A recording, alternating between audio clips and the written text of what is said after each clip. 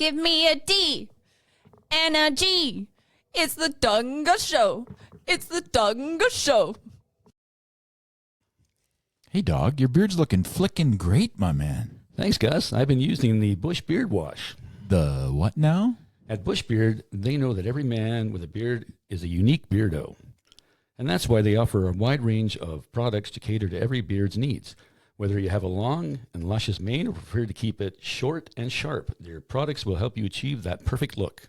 From the nourishing beard oil and balm to the refreshing beard wash, their products are made with all-natural local ingredients to keep that beard healthy, soft, and lustrous. The beard comb and brush are designed to detangle and shape your beard, making sure you always look your best. At Bush Beard, they're dedicated to providing the best possible grooming experience for all the beardos out there. So why settle for an average beard when you can have a glorious, well-groomed one? Try Bush Beard products today and unleash the full potential of your beard. Be sure to use Dog and Gus 10 and get 10% off your order. Bush Beard, the small town brand with the big old Canadian heart. Welcome to the Dog and Gus Show. Soon to be on Be Kind Radio. I like the sound of that. I do too, and that's your baby, buddy. It is my baby. Yeah, so what do we got going on? What's up? Now we're going to talk with Will from Ottawa Gigs. This is really exciting. It is music-based, and at the same time, we'll have to find out from Will, but we don't know if he's a musician or not, but we're going to find out. Well, we know, but we'll ask again. Yes, we will. Will, how are you, man? Yeah, pretty good. Pretty good. Thanks for having me along, guys. Thanks for coming. Yeah. So what prompted this, Will? What made you decide, hey, I need to do this so that people know what's going on in the city? That is pretty much the story. Although I think maybe some of the impetus comes from not being from Ottawa. Right. I think, I moved to the city in 2019, and then kind of just felt like I was getting under the skin of it before the pandemic came along. And then I think had the thing that a few people had in kind of 22, 23, that I'm not really getting back out into my life that I had previously in the way that I would want to. Certainly wasn't going to see as many shows as I would have wanted to, and as I was doing back in the UK.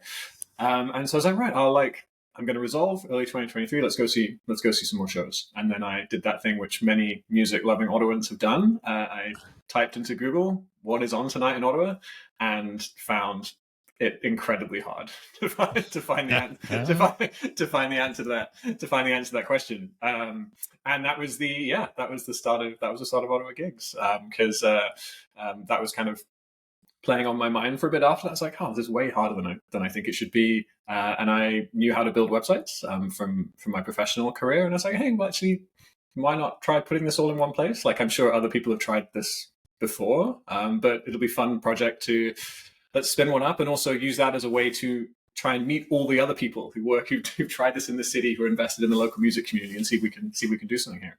And what started as a pretty small website in March 2023, we just celebrated our 2-year birthday, and now 4,000 or 5,000 people every month use it to find shows. So here we are, still going strong. Fantastic. That is Yep, really great. it's such a great idea. Yeah, like really such a good. great idea. Yeah, because it's easy to say that, like, well, I'm going to do that, and then sort of fall into back to work and get away from it, and sort of not be as consistent as you've been, which is great. You've done a phenomenal job with that. That's fantastic. Yeah.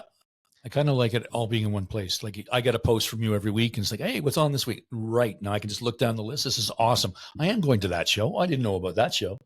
Yeah. So it works really well. It does. What do you find, like, when you mentioned the UK, you went to a lot of shows. Do you find Ottawa's getting better at providing shows? I think it's felt pretty. I mean, over the time that I've lived here, it's felt pretty similar. It's more that in doing the listings, I just feel like I've known it much better. I have always said, particularly over the last couple of years, that the music scene in Ottawa doesn't have a product problem; it's got a marketing problem. That the stuff that's there is actually excellent. It's just not as easy to find as you would hope. And one of the great kicks you get out of running a site is speaking to folks who say, oh, I wasn't going to go out this Friday, but then I found this thing. And no, I went and I had an amazing time. Or I found this venue that I didn't even know was there, and it was 4 blocks from my house. You still meet a lot of folks who who are in that bracket. So yeah, I wouldn't say it's changed dramatically. I just think people are starting to discover it more, which is awesome. It feels like the new venue in the old chapters, the new history venue, will be, I think, a pretty big, maybe even a bigger game changer, I think, than people, the new average Ottawan realizes. I think suddenly having that smack bang in the middle of the market and 2,000 people coming to see shows kind of 3 nights a week in that part of the city will feel very different, I think, for that spot, and then for the other businesses and other music venues kind of in the city. Yeah, it's going to revive the market. I mean, the market's really taken a beating since the big C, and it's true. It's going to be a fabulous event every time you go there. I think they'll have some great artists there. Hopefully, they do incorporate a lot of the local artists as well, which would be ideal for us. We both kind of have the same goal in mind, where we're trying to promote Ottawa music, and so are you. So it's sort of a seamless thing. We'll just cross promote. How's that sound? That does sound great. I'm sure it'll work out exactly that way, seamlessly, and it'll seamlessly. As long as you do all the work, and we just we'll just repost his posts and then go from there. Yeah, and follow his website. We'll definitely be directing traffic your way, because it's such a, like, I've had people on my page go, "What's going on tonight?" And I'm like, Ottawa Gigs. Do you say it like that to yourself? Yeah, I do in my head. That's how you meant to say it, like breathy and yes. Like my sex Ottawa Gigs. That's why I don't do that for a living, because it's terrible. Sex? My sex voice, yeah, for my sexy, 1-800 call Ottawa Gigs. That's where I knew this conversation was going to head there. You sure did. Right. It could be soon, but soon though. It's early, but I like it, dog. Yeah, I had a little energy drink, so I'm a little bit of on the edge. Well, let's go. Let's go. Yeah. No, but that's so how do you have a genre that you like to go out to watch, Will? Is it like do you have a particular genre that you like to go watch? Yeah, that's a good question. I have a pretty wide-ranging taste. I listen to a ton of different stuff. I think at heart I'm a guitar guy. I'm a rocker. I think that comes from both my parents. Growing up, there's a lot of 70s stuff in the house. There was a lot of Zeppelin and Floyd kicking around. And then when I was a teenager, I went through that phase in that era of kind of New York, British, indie, Strokes, Franz Ferdinand, Arctic Monkeys, all that kind of stuff. That's what persuaded me to pick up a guitar. So that will always have kind of a resonance for me. And if I look at the shows that get me that get me out of the house most of the time, it's still that. I was at a No Bro at the 27 Club. That was probably the most recent one I went to. And that was just a ton of fun. Passenger Princess was there too. They were. Yeah, that was sold out. I was right next door. Oh yeah? Yeah, I was at the Dom for another show for our friend now I've forgotten his name. Brad Lake, sorry. It happens when you're older, you forget stuff. Yeah. Because I was like, I want to go check out that show. Oh shit, it sold out. Because Passenger Princess was added on later. But No Bros are killer, man. They're so good. Yeah, they are. Yeah. They're very good. They got a Juno. They won a Juno. They did win a Juno. Yes. It's awesome. Yeah. Yes. That's so cool. I saw them when COVID first started getting lifted. It was Billy Talent was playing with Rise Against, and No Bro opened for them. And it was like, what? Who is this? Yeah. They were so good. Bass band. So good. Yeah.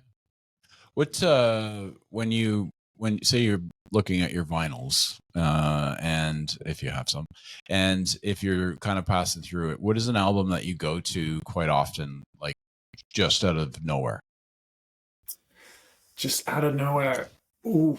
At the moment, most recently, a lot of the most recent Fontaine's DC album. I know it's like in the last year, but like just there's such range. Do you know the record? Do you know the band? You familiar with those? No, folks? I've got to check them out. That's why I'm writing it down. Fontaine's DC. Yeah, they are a fantastic Irish post-punk band who have become big their own way. I think they're headlining big festivals in the UK this summer, playing to kind of 30,000-40,000 people. They've got 4 albums out, but each one has been very different. Like, they've built their sound up, but still very much them. Like, and the most recent one has such range on it. And I find there's something on it for almost whatever mood that I'm in. So yeah, great record. But if you listen to the most, it's like when someone's telling you to like read a book and you don't start at the end. Like seeing them progress as a band has also been very cool. So yeah. So start at their first album and go to their fourth. Yeah, that's how it Got is. it. Probably how it goes. Yeah. It's kind of But some people don't though. They don't go back to see the progression from where they started to where they are, where they really should. yeah. I mean, For the most part. yeah. I mean, I think that all artists sort of create their catalog that way. It's like they start somewhere and then they grow and grow and grow. It's the same way that Will was able to describe it. He's so deep. I'm doing deep. a good job of convincing you Just guys. that whole anyway. analogy was so deep, man. Yes. Yeah. Listen, we have to talk about. I was at. I'm going to throw a cheesy promotion out there. You Rock Cafe, my buddy Caesar, amazing place down in Wellington, is in there chatting with a couple of young gentlemen that have bands in the city, and we were discussing certain. And another guy came in who's a regular, and he was like, so we just started chatting, and he's like, how come when somebody who's English that has an English accent, when they start to sing, they lose the accent? It's a good question. And then we had a whole discussion on because one of the two gentlemen that I was speaking to is English. What do you think? And he doesn't. And he doesn't. He gave his sing it. thoughts. He gave his thoughts on it. Yeah. And he's a singer. Like, Yes. Yes. Okay. Yeah. Interesting. Maybe preface it with what he said, Dog. And then He was going on and on about the influences that came in, like from the blues, like Muddy Waters and all that kind of bluesy stuff that Zeppelin took in and the Stones took in, and all the bands of the late '60s, early '70s. And he was saying that maybe because they're trying to amplify or be this almost the same, that the accent went away because they're trying to be more Americanized. Oh, maybe, yeah. In their singing. And I don't know if that's true or not, because you can hear, like, if you said Arctic Monkeys, I've heard some of their songs where you definitely know they're English. You know what I mean? I mean, you do, but he gets a lot of stick for how he's changed his accent over time. There's a lot of people in Northern England who are pretty upset that he doesn't sound like he's from there anymore, and he sounds like an American like an American crooner. And that's where he's gone with it. So yeah, when you mentioned that, like English people changing their accents, he was actually going to be kind of pretty near the top of my list of recent guys who've gone down that path. Yeah. But is there a reason why? Why do you think that is? I have absolutely no idea, because if you're trying to make it in America, apparently people quite like our accent. So you'd think you'd want to. Yeah, some keep bands, it around. Some English bands have done okay in America, that's for sure. There's a couple, right? Canada, like they've done. There's a couple English bands that made it big in the U.S. and Canada. Some of the biggest bands of all time are English. I think most of them are. If you do your top 10, I think 8 out of the 10 of them are from England. That's true. All the best ones. Yeah, for sure. But you're not biased at all, Will. No, that's just. I don't see that. That's just objective fact. Objective. Fact. I'll say on that point, I tend to disappoint. I'm sure this is definitely true. I mean, we just spoke about Fontaine's DC. The same is true of various Canadian bands. That when I speak to, like, you're meeting friends or you're speaking to folks you just met, particularly when they find out that you run the site, and there's this conversation is used about music and different bands you like and everything else. And they're like, oh, you must know, like, this is my favorite band. Like, obviously, you know these guys, and they'll be a huge band in Canada, and they just won't have made it across to the UK, like in any way. Yeah. Like just won't have resonated. Or like I had no idea who, like, or what an Arkell was until I moved here. Like that.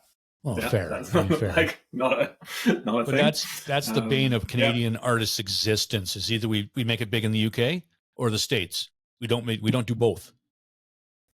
And then there's some bands like Rush is a huge band. I just bring them up just to upset him. But they're huge in Texas. For some strange reason, I don't know why. I think they're huge in Texas. I think there's a lot of British bands that know Rush. I would say that. I think there might be a few. Yeah, I was going to say, yeah. Why does that upset you? Because he's not a huge Rush fan. He doesn't like Geddy Lee's voice. I don't like his voice. So, but they're a very talented band. I'm not downplaying that. I was going to say, like, to the extent that, like, it actively upsets you, you're just like, not for me. It's just not for me.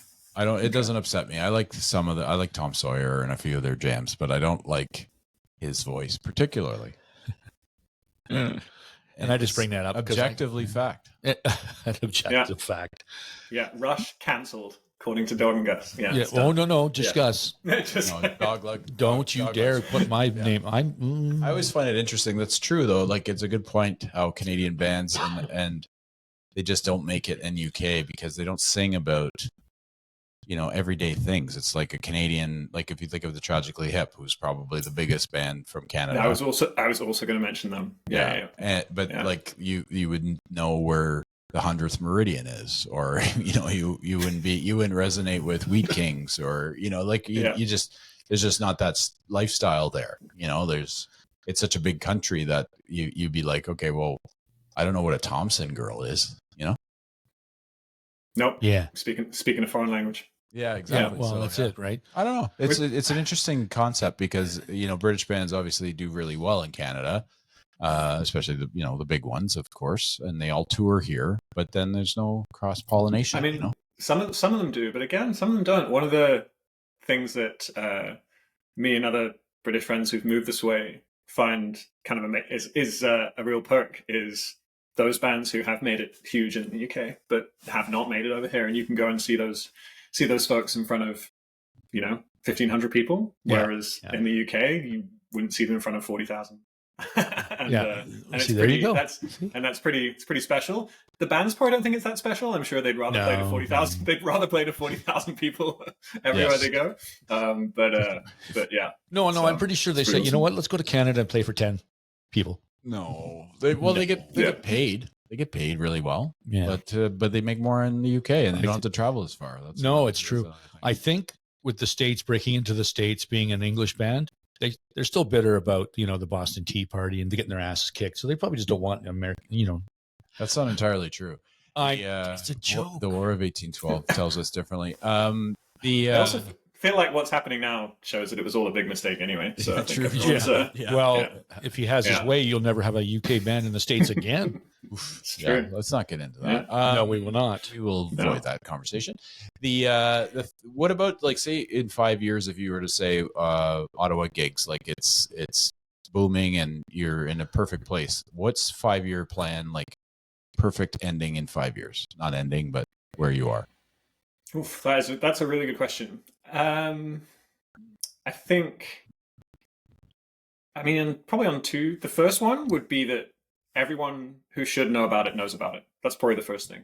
Like already, I think that the site itself is in a pretty good place. I'll talk more about some of the listings and things that could get on there. It's still, there's a long way to go on it, but I think it's already super useful to you if you're interested in seeing music in the city. I think it's already pretty good. And I still meet so many folks, and I don't even mention it, who are just talking and they're like, there's nowhere to find, like, how do I find music in this city? And it hurts so much. Like I have that conversation. If only I knew. If only I knew. If only someone had put hundreds of unpaid hours into building this thing just for people like you.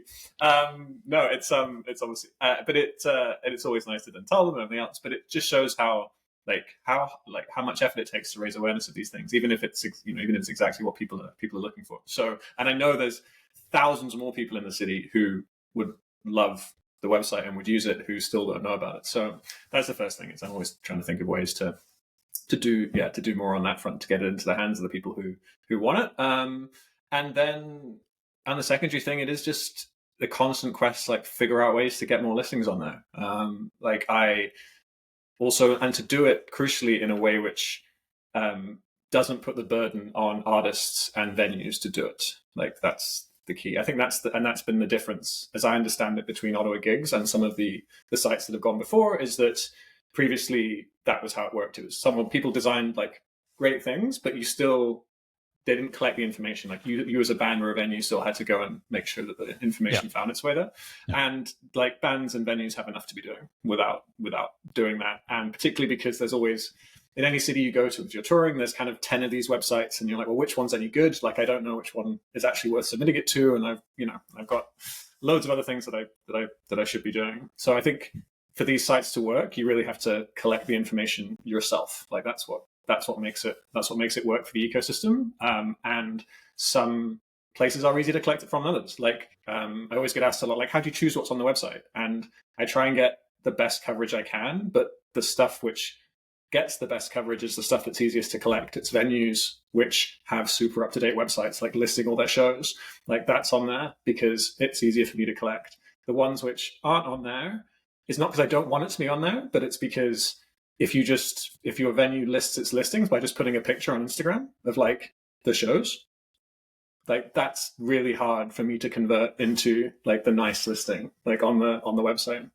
And so in future, in 5 years' time, and technology will get us there, it will be awesome to be able to still get that stuff. Like if you're a venue and the way you operate is actually all you have time to do because you're busy sorting out your bar and like booking shows and everything else you're doing as a venue, that all you have time to do is put an image on Instagram, that actually I'm at a point where I can still just take that and get it in and still promote your shows to everyone who wants to see them. So yeah, that's great. So, yeah. Do you find, do you ever use AI to ask and just sort of say what's playing in Ottawa this week? So it's what I tell this. I think Ottawa Gigs is one of the few stories where AI has been good for the arts. The site wouldn't exist without it, which is interesting. I know you're asking, like, do I ask AI? Actually, now I've tried this. I've asked AI what's on in Ottawa, and it uses my site. So, you've done it. You've won. So You've beaten AI. Yeah, you and AI. I mean, ish. They're also profiting off my work. So in that sense, you ask like, in what way am I similar? Like, do I have any musical talent? Like, not a lot, but I'm similar to other artists, and I am being exploited by AI. The site itself uses a ton to operate, and that's actually it's the reason it's allowed to exist. Like, actually, as I said at the start of the show, it's been really interesting talking to others who tried to create things like this, but a lot of it falls down on you have to collect all the information from all the different venues. That's incredibly time consuming and expensive to do. And it's really hard to make any money off running a site like this. So you put all that together and the site doesn't exist. Actually, but what technology allows us to do is to do that collection piece in a way that makes it much more effective. So yeah, it's been, that's what's under the hood. Yeah. So don't kid yourself. You are an artist, because you're doing a hell of a lot of work and not making a lot of money at it. True. Yeah. There you go. That's Artist 101 right Exactly. there. Yeah. Exactly. Yeah. Do you talk to do you get in touch with venues, or you just pull their stuff off of social media? Oh yeah, no, I'm in touch with venues. Yeah. Obviously it varies, it varies across the city, but I think that's also, and I'm just trying to build those relationships all the time. I know some better than others. But whenever I have, this isn't the day job. Whenever I have the time, I do try and reach out and keep doing that. And I think that's also a bit of a difference, again, between, not a difference. It's what I want the site to be is that I don't want this to just be kind of a tech project that's built by some guy, that no one knows. It's about being kind of in and amongst the community and doing stuff like this and putting a face to the project and meeting folks who are doing all the work in the city. He actually does go to the shows. Yeah, no, he's not just he's in a dark room just saying. I didn't suspect that he didn't. Where should I send them tonight? Why would you start something like? Why would you start something like this without actually being? It was a joke. Enjoying music and going and get it. I know. No, sorry. I'm just using my power to just direct people to niche. Telling people where to go. Exactly, Just sending people to niche experimental jazz cafes when actually they want to see a rock show. Just like diverting them there. Yeah, that's right. Yeah. Well, that's volunteering his time just so that he can get no fame and nothing can happen. No recognition, no nothing, and just because he's that kind of guy. Yeah. No, he's famous in Ottawa. He's Ottawa famous. Yeah. But it's fun though, because it's nice to know if you wanted to see an experimental jazz show. I don't think a lot of people, except people in the know, would know where to go. That's fair. You know what I mean? Yeah. Where do we go to see, Finely Tuned Elephant play? If they're, because they're a funky band. They're fun. Yeah, I mean, that's kind of what I had in mind. As I was saying those words, I was like Finely Tuned Elephant. Yeah. Slightly talented. Just a wee bit of talent. Yeah. Just a wee bit. Yeah. Yeah. So, because there's, like you say, there's places popping up all over the place now. Like even small bars are starting to do it, right? As they should. And they should. There's a on the listings this week. There is a cafe. Like I haven't been to this place. I'm going to check it out. There's a cafe in Vanier who this week has a New York hip hop artist who's coming to town. They're putting on a hip hop night, and you're like, if you told someone that, if you're like, oh, did you know there's a cafe in Vanier you can go and see like an international hip hop act? They wouldn't believe you. Yeah. In terms of in terms of what's what's on in Ottawa. And also, as I said, like I kind of feel like I sit over the top of this, like the work that's going on, like people booking these shows and bringing this to Ottawa. It's awesome. Yeah, It is awesome. Yeah. yeah, So do you like hip hop? yeah, yeah. I'm not like deep in it in the way that I could go on for hours about British indie music. But yeah, and I also find that even though it's sad to say, like so much of the musical innovation now is in kind of hip hop and electronic music rather than guitars. We're just going through a phase at the moment. So and it's hugely exciting to listen to those artists and to go see them and be part of those crowds. So yeah. See, but I don't think hip hop is in a good place because I think it's crap. But that's that's just me, and I could talk hours about hip hop. You mean now? Yeah, like there's some British hip hop artists that are interesting. I always find that, like, because I'm more of a American 90s hip hop guy. Yeah. Whereas you think of like British hip hop artists, you're like Riggs, and there's a few guys that are out there that are pretty decent, but you're like, what are do they really rapping about? What are they really talking about? Yeah. What are they? One of the best shows I've seen in the last couple of years was do you know Little Sims, British rapper? It sounds. I think I've heard one or two of his songs. Yeah. Well, it's a her, so unfortunately, busted. Well, then no, I'm only males. Only males. Yeah, it's I mean, as is your one. Yeah.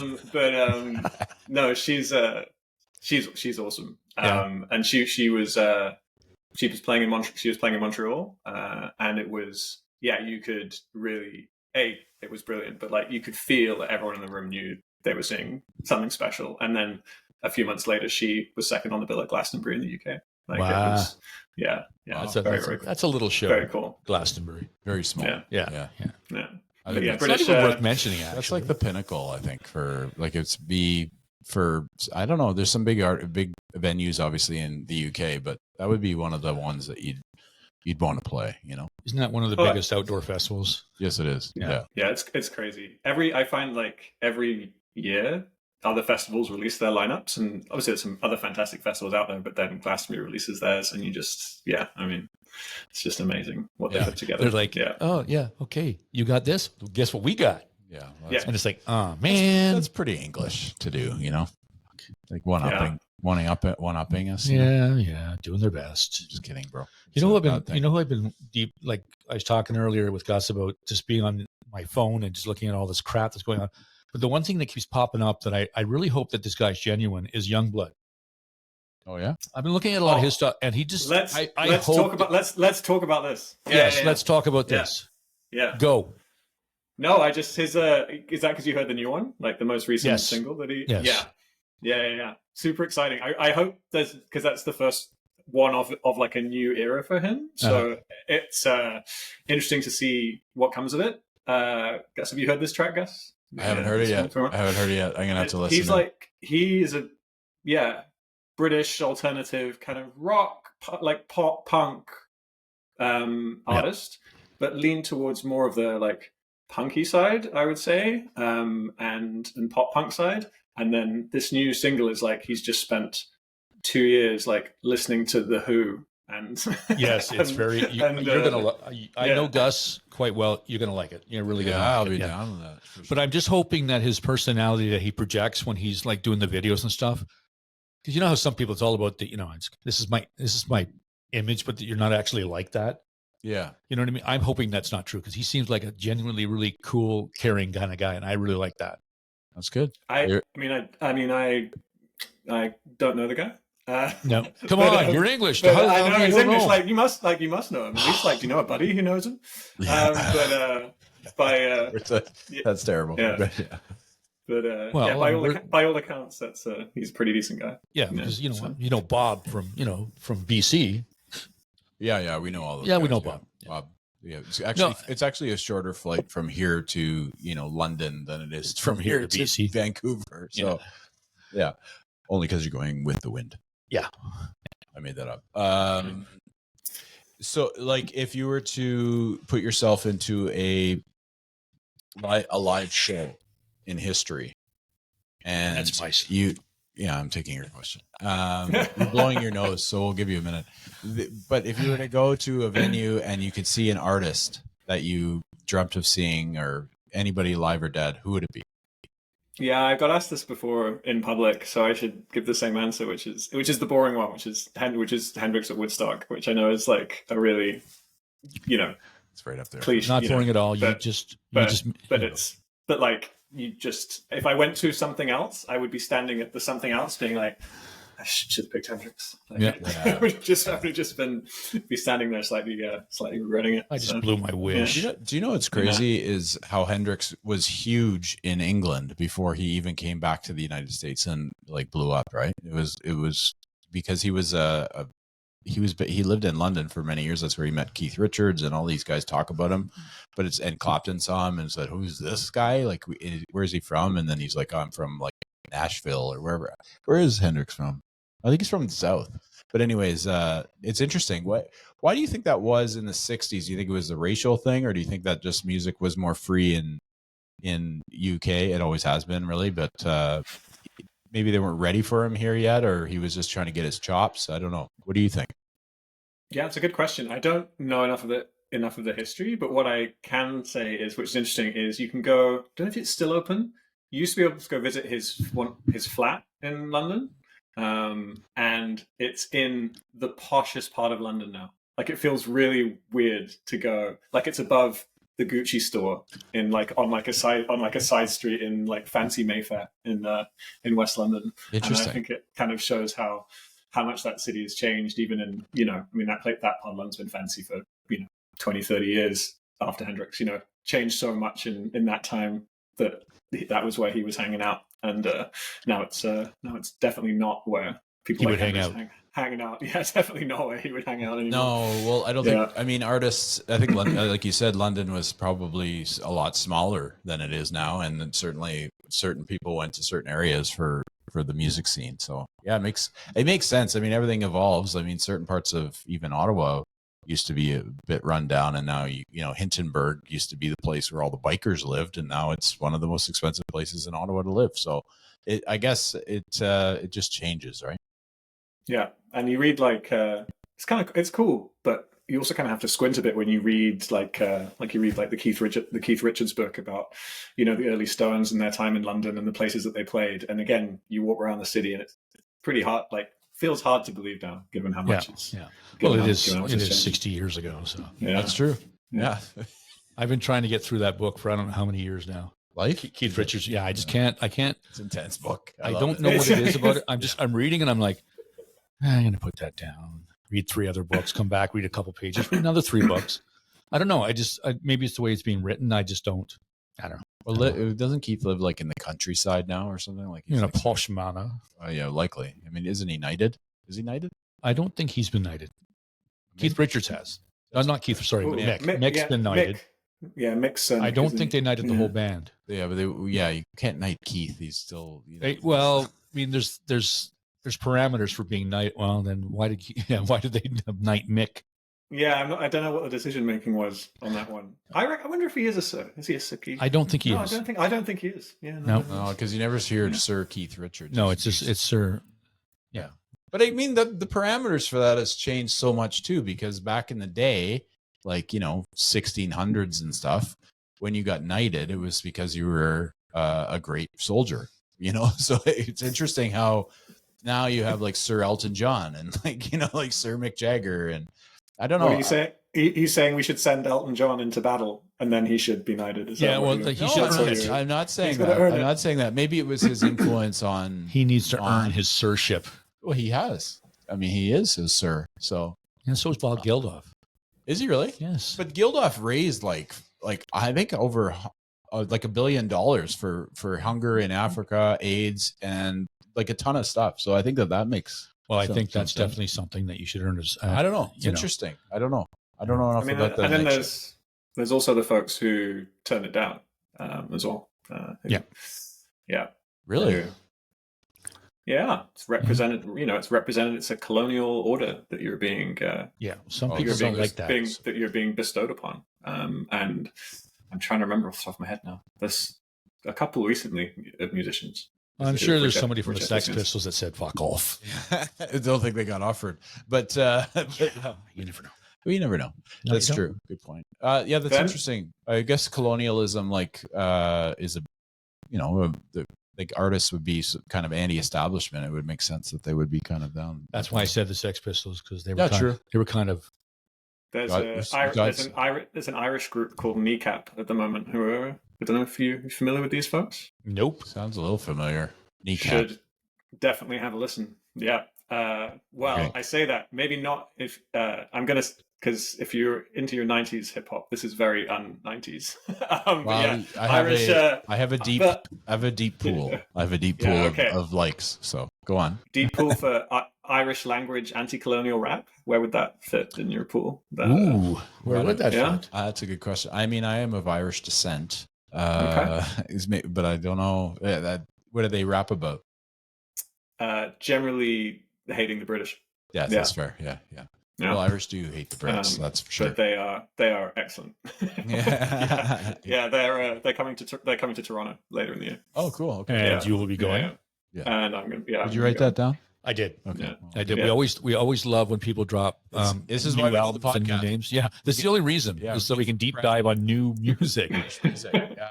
Getting tired of the old stuff. Is there an Ottawa band that sort of tickles your fancy as far as like what you've been listening to and what you've seen? What is there a band that you're seeing that you actually really follow a lot and listen to a lot?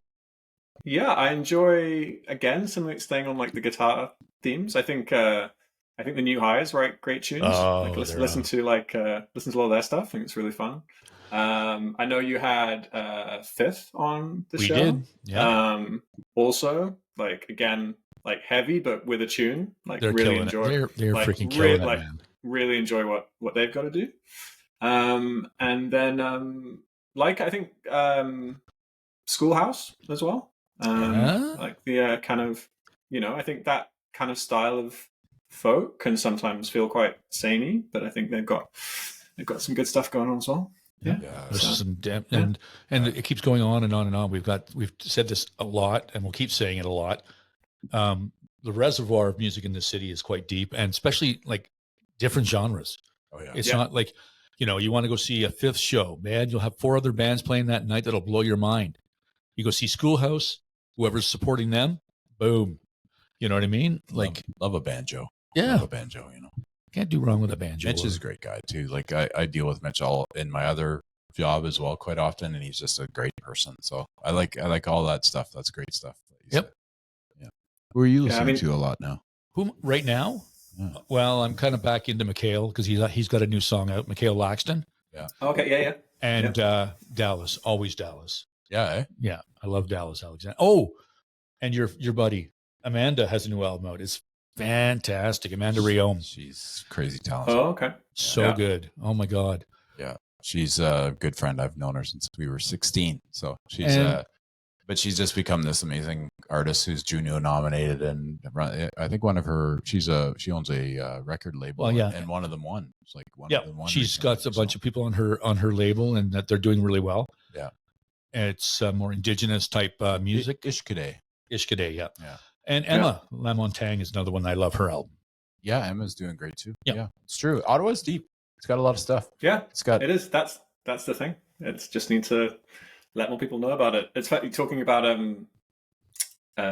your friend. One of those moments as you grow up and then you realize that you have friends who are just sickeningly talented. You're like, we aren't like I thought we were pretty similar at school. We're actually not. No, like we're yeah. not. We're not the same. I was a very talented young man. I was very talented. Yeah, she was Just more. just way more. Yeah. And very just in touch with who she was at a young age. Like she just knew that this is what she wanted to do and that's what I'm going to do, and she went for it and she's doing it. So it's amazing.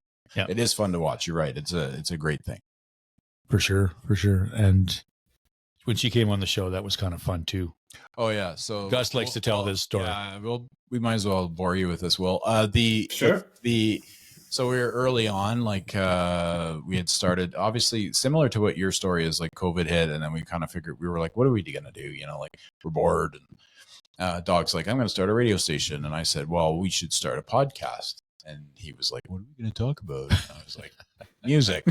And then it evolved into like us just talking about music, drummers, and one hit wonders and stuff like that. And then we ended up interviewing somebody who was like, do you do interviews? And then my hamster started jogging, and I was like, okay, yep, that's something we can do for sure. And sort of did it without even trying. And then 2 episodes later, Amanda Realm's on, because I was like, I got to get my friend on, because she's a big artist and we have an opportunity here. So and Dog was really nervous, and we had the similar setup here, except we didn't do video. But thank goodness.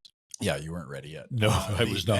And then I was ready. I was always ready, but so she read that, like she could feel how Dog was a bit nervous, and I wasn't, because I'm friends with her, so it was kind of an easy conversation for us. But for him, it was just like, she's a great artist. She's Juno nominated. She's done some things. She's, anyways, nicest girl ever. And he's like, just at the start of the show, because we always pressed record just before we went on, and she was like, don't touch that. And we started if you listen to it now, it's funny because we're both all laughing right off the bat, because she knew to make a little joke. And then after that, she broke the ice so well that the rest of the interview was amazing. Yeah. But I'm that kind of person where I meet somebody, like we had Matt Saab on from Monkey Junk, another local band that are like one of my favorite blues bands. And I was nervous. And I know Matt, like I've met him before through my brother. I know him. And I was still nervous about having him on the show. I was like, this is a guy he's won Junos, man. Like, it's like, and Amanda's been doing this for a while, and she has some amazing albums out. So I was just like, why is she coming to talk to us? And he's like, they're going to come. Yeah. Yeah. So I've always had that quiet arrogance about me. That's why I thought I knew that we could do like, whatever we want. And who cares? Like, it's just like, let's have a chat. And it was super kind and gracious and very forthcoming, and you almost had to shut him up at the end. Oh my God, he is such a wealth. We're an hour. We got to go. Yeah, he knows his music, man. Like we were talking, he was deep diving into stuff, and we're both like, okay. Yeah. But it's fun because like we've had to cut a couple of people off because we're having so much fun talking to them, and it's like we got to shut her. We can't do more. Will, don't worry, you won't have that problem. No, I was going to say, I can already feel this wrapping up. Got it. No, a little bit. Is there a Canadian band, if you were to go into your flavors, which Canadian band actually hits it up for you? Ooh, which Canadian band? Or artist? I'm embarrassed as like now as a Canadian citizen. I should have more. I think back in the day, a lot of Arcade Fire.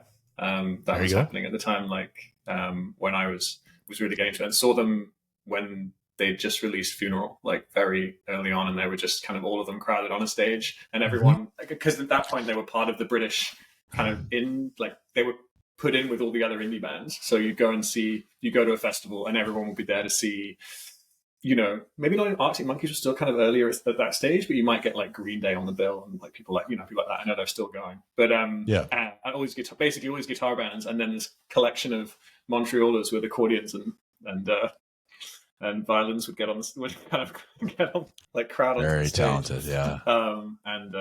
And then blow your mind because they were so good. And then absolutely blow your mind. And then I was in a crowd where exactly that happened. They were playing, I can't remember who they were playing before at a festival, but not really. I think people were generally there to see them, and people were there, more of a rock crowd. And within 3 songs, everyone was like, recognize the game. I was like, this is absolutely incredible. Yeah. Well, it's a fun thing. That's a band that definitely got out. Yeah, but that's a fun thing to do, right? Like you're going to see, like you say, Green Day, or you're going to see the Arctic Monkeys, and you get there and there's the opening band. Because I always like to see the opening bands. I don't like. There's been shows where I want to see the opening band. I don't care about the headliner, and it's fun to go there and go, wow. They just blew my mind. Who are they again? Well, you were like that with Greta Van Fleet, right? Yeah. Because you had Greta was still starting. Oh, nice. And Foo Fighters was on after. So everybody, obviously, Dog was standing there watching Greta, but Greta, there wasn't a big crowd because Greta wasn't hadn't. At that point. Yeah, they were still new. And then this singer is just like pulling the Robert Plant out, and like really blew everybody's mind. And then, of course, Foo Fighters shows up and there's And like just a zillion blew, just people. blew. Yeah, But it was interesting when you had that, right? You were just sort of like, who is this band? Like they were just like blowing your mind. yeah. I knew of them. I had never seen them live, but Yeah. And then I kind of went off to find my brother, and I came back, and then the Foo Fighters were getting ready to come on, and the state, everybody was just like, Yeah, Blues I Fest got can pushed- do that sometimes. I got It'll pushed just- back to beside the potty, by the urinals and stuff, and I'm like, you know what? And then Dave Grohl came on. He said, "Rah," and everybody's just like, Yeah, of course. heads exploded, and I'm like, And Taylor was still around too. So yes, he was for that. bashing the skins. Yeah. Have you been to Blues Fest yet? Yeah. Yeah. Does it compare like to some of the bigger venues, like the bigger festivals in the UK? I'm gonna say no, but that's not meant as like that's not from a critical perspective. Bluesfest is such an odd one because of how it's structured. Like the idea that you would have a festival running in a city for 2 weeks where you just go in the evenings after work, like is a very like a very different dynamic to like anything else. Like in the UK, it's very much okay. We're going to do this on the weekend because we are not going to be in a state to do anything else. So let's compartmentalize. Let's compartmentalize this into. We're not going to work. Like we're not even going to do this. And Ottawa, and I haven't. I don't know the reasons why. I haven't spoken to anyone in the organizing folks about why it's always like. I'm guessing it's always been this way. It was just like no, we're just going to put it on. Like on a Tuesday, like and a Wednesday as well. All week.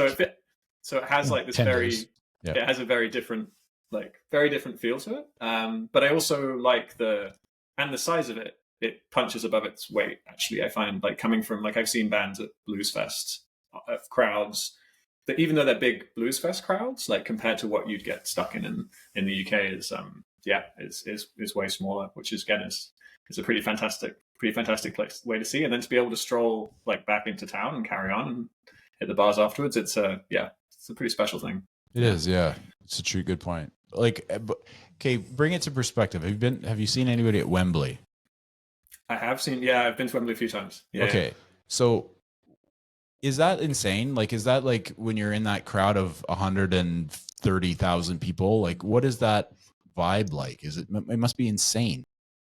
Yeah, it is pretty insane. I mean, it depends kind of where you are in it. The moment it hits you is actually more when not so much when you're in the crowd. I think by then you're kind of in the show. It's actually when you come up through the stadium and you come off the concourse and you like walk in and it just opens out in front of you. And then it's just this absolutely enormous place. Massive. Yeah. Like I can't even imagine that. Like even when we get 40,000 at Blues Fest, right? Like for some of the big artists, we get 40,000. You're like, it's like a sardine can. Like, but that just gives you the perspective of how big the football fields, I should say, are in the United Kingdom. Like it's like, it just seems like it's such an interesting. To me, it would be like I would flourish in it. Dog would do really. I would do very badly because I love energy and bringing a lot of I'll be dancing and all that. And Dog to his credit loves music and loves live music, but he's sort of the guy that you look there and he's sort of standing like this.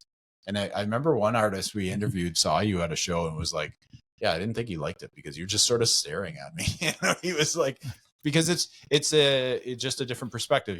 Dog likes to enjoy the music, whereas I like to enjoy it while enjoying dancing and getting after it and all that. So it's interesting. It involves people, and I just don't care. Yeah, that's fair. Yeah. No, I'm just teasing. He's introverted at heart, and then But I did go see the biggest show I've ever been to. I was in Buffalo, New York, to see George Strait. It was a whole day concert, country music, and there's 80,000 people. Yeah. And it was like I'm on the floor of Rich Stadium. Rich Stadium?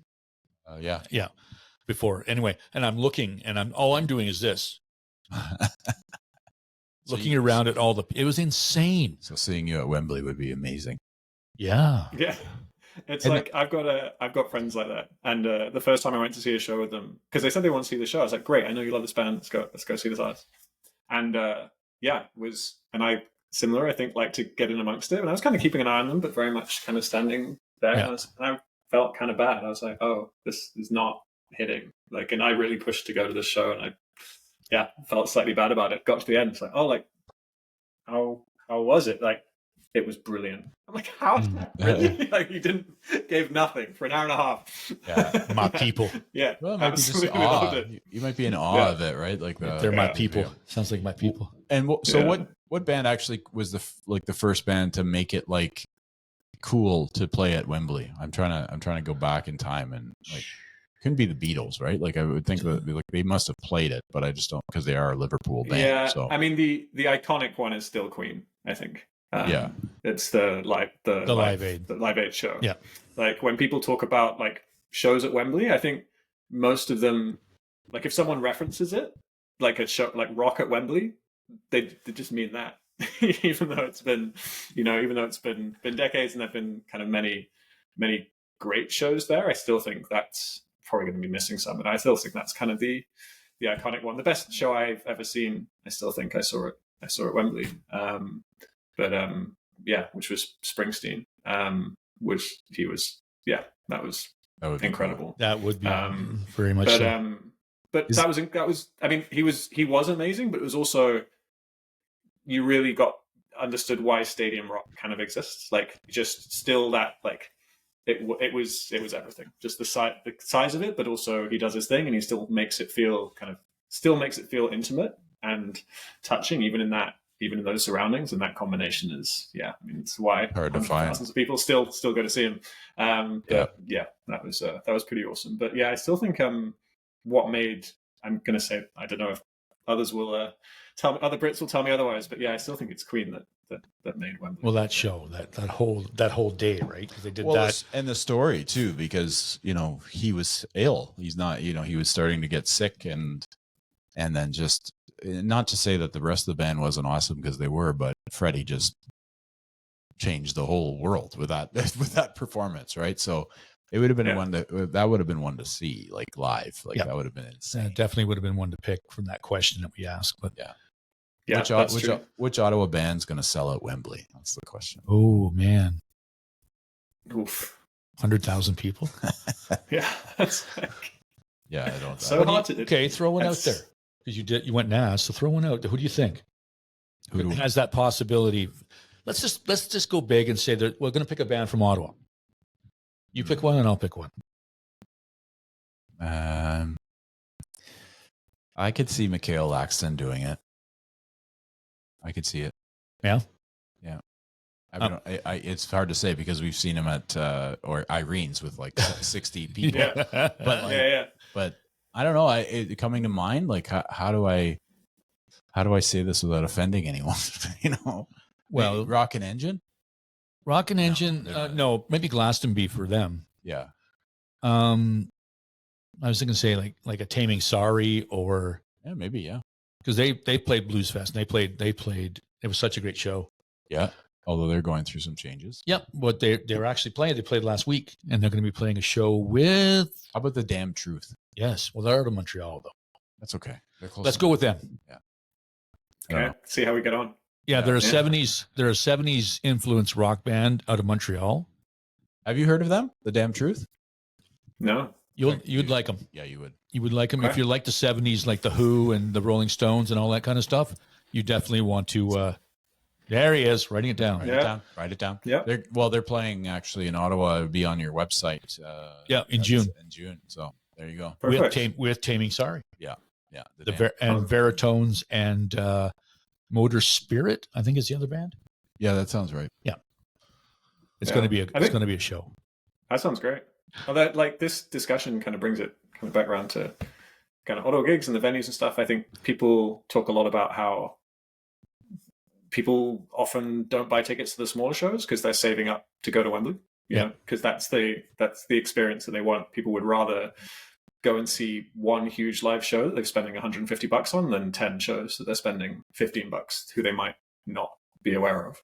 Yeah. And I think that's something that I know people who promote music in Ottawa are working on and are really trying to overcome. It's that thing of actually, no, there's fantastic stuff here. You may not have heard of it, and it might not be the thing which you can post on your Instagram and everyone will instantly know that you were there at this, at this huge show, but you'll have an incredible time. And yeah, that's something that I'm pretty aware of when putting the site together, is is trying to get over that barrier and make more people aware of stuff. Because I think the thing the city does really nicely is, although there are some venues which show a mix of genres, I think there's also some where it's quite not like you kind of know what you're probably getting if you go down to that place, which I think does make it more accessible to folks. If you can tell people that, like, actually, if you go to Redbird, like, you'll be getting a folk show, and if you go to the Dom, then roughly what you'll be getting, and if you go to Live on Elgin, and if you like indie folk pop, you'll almost certainly have a good time. Like, I think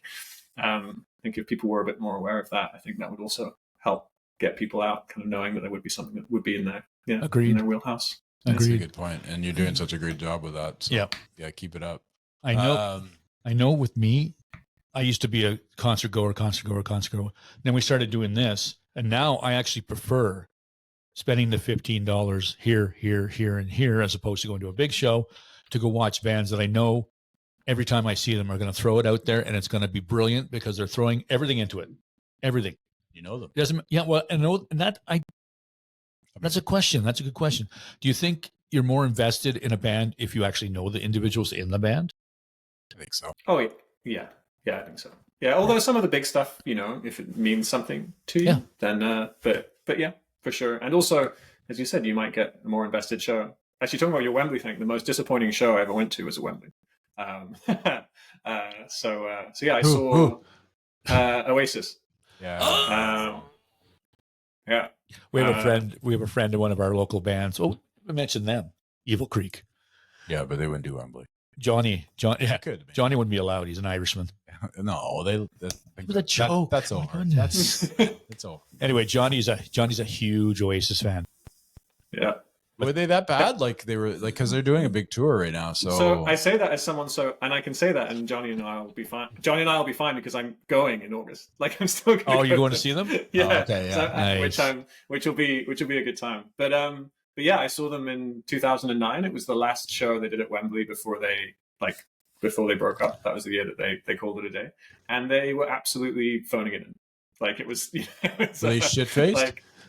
No, they were just pretty disinterested, going through the motions, and it was kind of interesting. You're like, wow, even if the songs are that good, if you still don't put your back into it, you can still tell, and you can still be upstaged by the support act. Even at that stage, even if you're Oasis and you're headlining Wembley, you can still tell. It's interesting, eh? Yeah, well, and it wasn't, really wasn't a great show, and they had Kasabian were supporting them. Kasabian's good. Who were at that, just hitting the crest of their wave. I think their third album had just come out, and young, hungry, and they were all over them. Yeah, it was kind of interesting to see. Yeah, be young and hungry and playing Wembley. I mean, you gotta make your mark, right? And then you got Oasis, who's just like you said, they're just like, I'm so sick of looking at you, I just want to go. Oh yeah, and they're just like, they hated each other. They still do, probably, but now they need some cash. It's a lot of English bands do that. Like the Kinks were like that too. I think the Davies brothers used to beat each other up. We spend a lot of time together, and your brothers too. So there's going to be something. You're lucky we haven't come to fisticuffs, mister. Well, it's going to be soon. How long have you been doing this? So season still 4. Man. We're into our 4th season year. 4. Yeah. Okay, you'd probably do it. I think then. Probably. We might do it just as a joke, like have an Instagram thing where it's like Dog and Gus are breaking up we should have done that for April Fool's. Yeah, we should have. Everyone's talking a lot. They were like, oh, good, they're gone. Oh, finally. About time. Jesus. We ask everybody this question. You may know, but we always talk about 2 decades of music.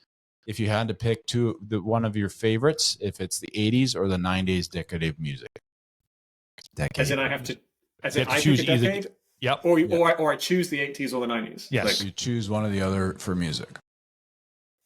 90s. Yeah. Sorry, buddy. Damn English. No. You're asking I'm me just teasing him today. Between the 80s or the 90s? Yes. I think it's Dog's 80s, I'm 90s, so I get it. It's Yeah. Although that's really hard. I mean, yeah. There's some killer English bands in the 80s. Oh yeah. And also there's 90s, there's British 90s stuff which is actually released in the 80s, like the first Stone Roses album, which is which in every way is a 90s album, in terms of how you think about it and the influence it had, but I wouldn't be able to get it because it's technically 80s. Yeah. I which love the definitely not Stone. me. I love the Not Stone me. Roses. Yeah, I always bring Yeah. because we joke about it, but we both love music from both decades. Gus, the hip hop and the grunge, and me, I like the country from that era. And the '80s is just everything I liked. But one of my favorite bands, I say it a lot, is The Fix. I love The Fix. Yeah, they're solid. I was always a big. Don't What? know. Yeah. They're English, Big, I think. they're English, yeah. They're from Well, it doesn't mean he knows them. It's like saying, "Do you know this guy?" No. What What about do you mean? No. What about Joy Division? You know who that is? So Joy Division, lead singers from my hometown. Oh, Yeah. So nice. it's the only famous thing about my hometown. But it's a pretty good one. That's Although That's a darn good one.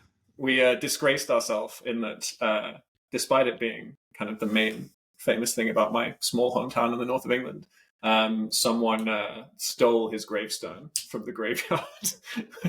Wow.